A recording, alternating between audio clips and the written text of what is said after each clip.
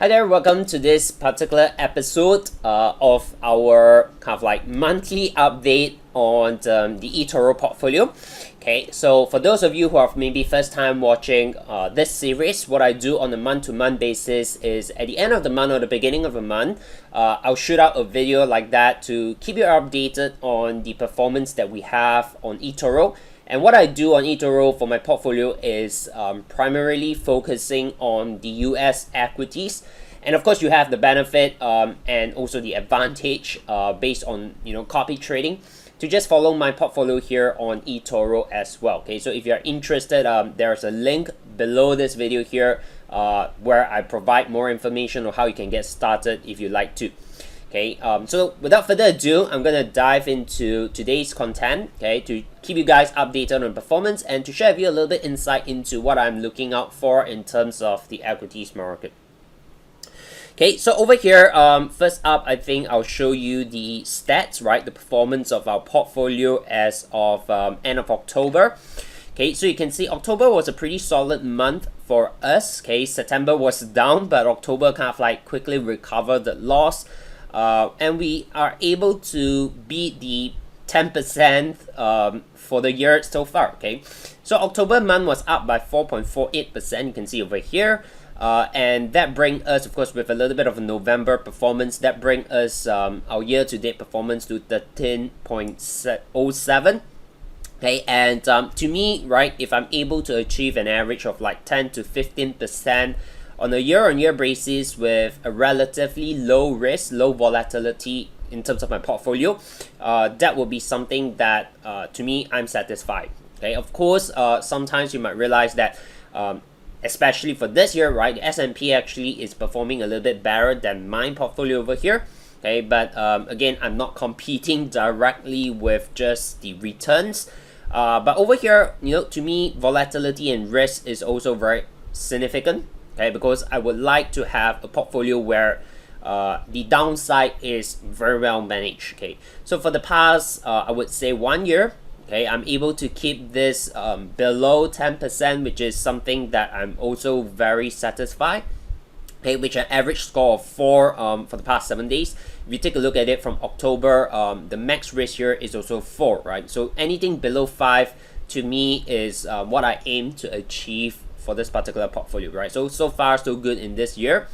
Okay, we do have currently about 60 copyists. Okay, this number tends to fluctuate a little bit, and the total AUM right now that's under copying my portfolio is ranging between 100,000 to 300,000, and it's one of my goals to also try and see if we can hit above 300,000 by the end of the year. Okay, so again, it's not something that I would just keep pushing, okay, but it will be a good target if you're able to hit above 300. Okay, so that's a key performance.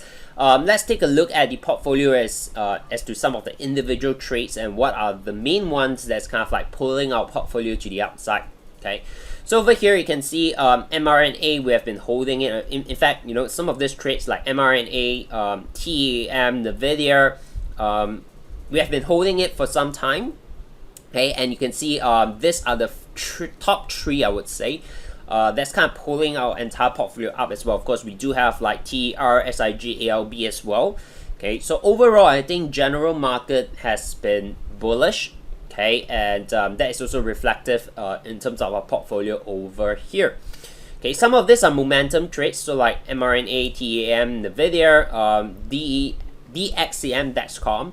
Okay, they are all momentum trades, including AMD. Okay, and of course, some of them are also semiconductor related. If you have been following some of my videos in the past, you know that I'm focusing a lot in the semiconductor industry, right? In fact, we do have one position over here on SOXX, which is a semiconductor ETF as well. Okay, which is up by 10% so far, so pretty great. Okay, so of course, do we have some trades that are in the down? We do. Okay, some of this are, I would say, longer term positions. Some of it are based on seasonality. Okay, so for example, like Taiwan Semiconductor, TSM is more on the long-term investment position. Okay, so we're gonna hold it. We're prepared to hold for it for the long run, for dividend, for the semiconductor play as well. We do have a tiny bit of hedge on TLT over here, which is the bond ETF.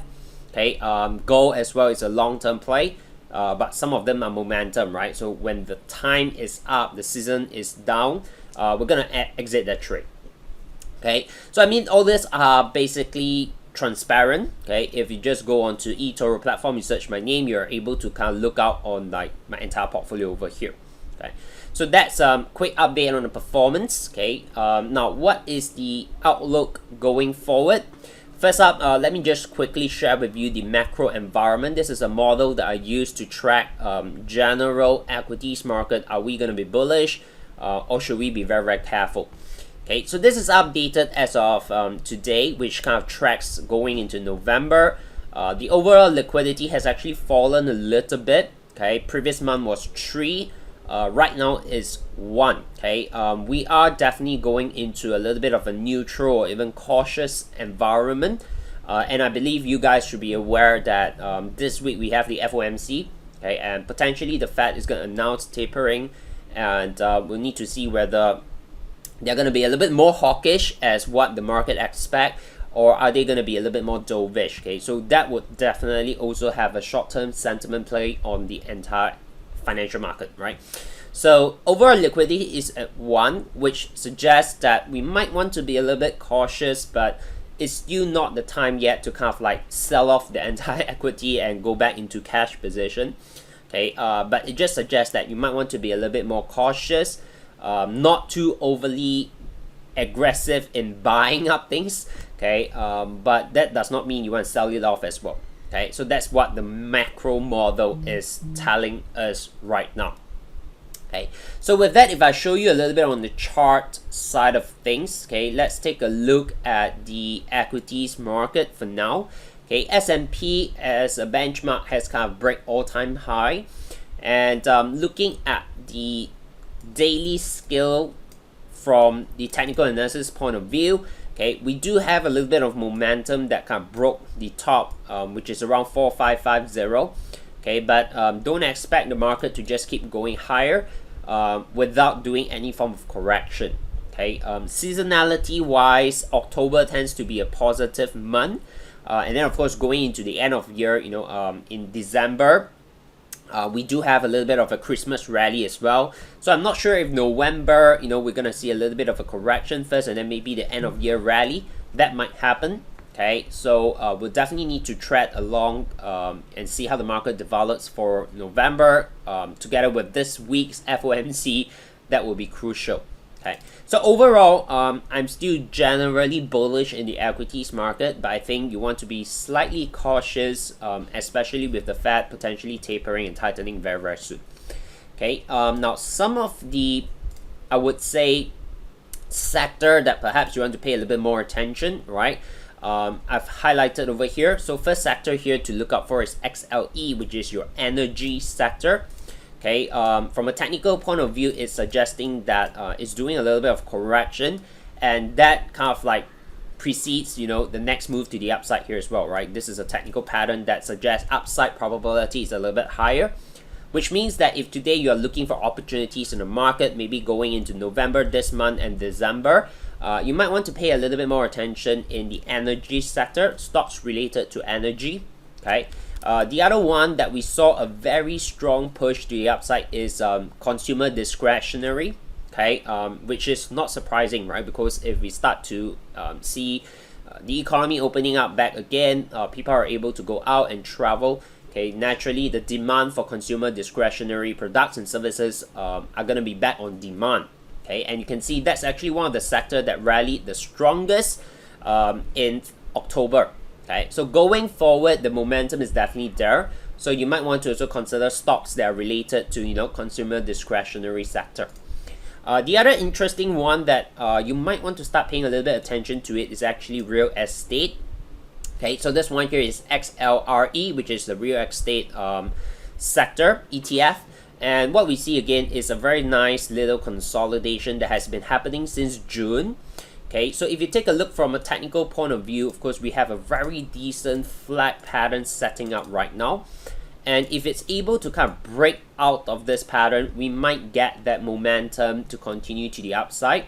Okay, and from this perspective, you can see the upside is definitely there. Okay, so perhaps you might want to look into some of the real estate related companies, or even REITs related, okay, for some opportunities. Okay, so to build up your watch list, I'm dropping a little bit of ideas where you can look out for them. Okay, the last one here is on XLU, which is your utility sector. Okay, it has been falling recently, but why I'm highlighting this is because we have started to see a little bit of divergence, a lack of momentum as price starts to fall. So eventually there's a good chance that this can actually bounce back up. Okay, perhaps when the equities market starts to rotate back, to the correction, to the downside, or even potentially a bear market, utility sector might perform better than the rest, simply because if inflation really is the concern, we still need to use some of the utilities like electricity, water supply, right, Wi-Fi, telecom. We still need it, right? It has become our day-to-day necessity, and therefore other markets might drop, but utility sector might be supported. Okay, so do keep an eye on XLU, which is utility companies. So if you're looking for opportunities, maybe you want to start to build up your watch list from some of this different sector over here. Okay, so I hope today's video here give you a good quick update on our portfolio performance as of end October, as well as to give you a little bit of forward guidance, a little bit of an insight as to what are some of the sectors and opportunities you can keep an eye on in the equities market moving forward in November and December. Okay, and last thing over here I'd like to just quickly announce is that I'm actually planning a little bit and see if this is worthwhile to have kind of meetups, for the eToro community. Okay, I think especially for those of you who are actually copying the portfolio, just would like to have an event where we kind of like meet up to connect, network together, to bounce some ideas, right? To really kind of like discuss ideas, and maybe we might even have some good opportunities from that event itself. So do let me know, right, in the comments below if you're one of the copiers following my portfolio, and also let me know like which city you are from. Okay, so I believe some of you are perhaps from Singapore, some of you are from Malaysia, some of you who are following my portfolio might be from overseas as well. Okay, so do let me know. Of course, if it's like other countries, I might not be able to do a physical meetup with you guys, but I'm still in the stage of planning. Okay, so we'll see the interest of it, and if there's sufficient interest, we might do a physical one, and perhaps also an online one, right, to just kind of like get you guys on board, to network, to ask questions, to just connect with each another. Okay, so do let me know in the comments, right? So with that, that's all I have for this video. Okay, for those of you who are watching and not yet follow the portfolio or copy the portfolio yet, and you wish to understand a little bit more, I do have the link below as well in the description box. Do click onto it so that you can find out a little bit more information and understand better as to like before you copy what you need to take note of. Okay, so all the best. That's all I have, and let's see how the market is gonna end off for us in November and in December, and I'll see you guys in the next episode.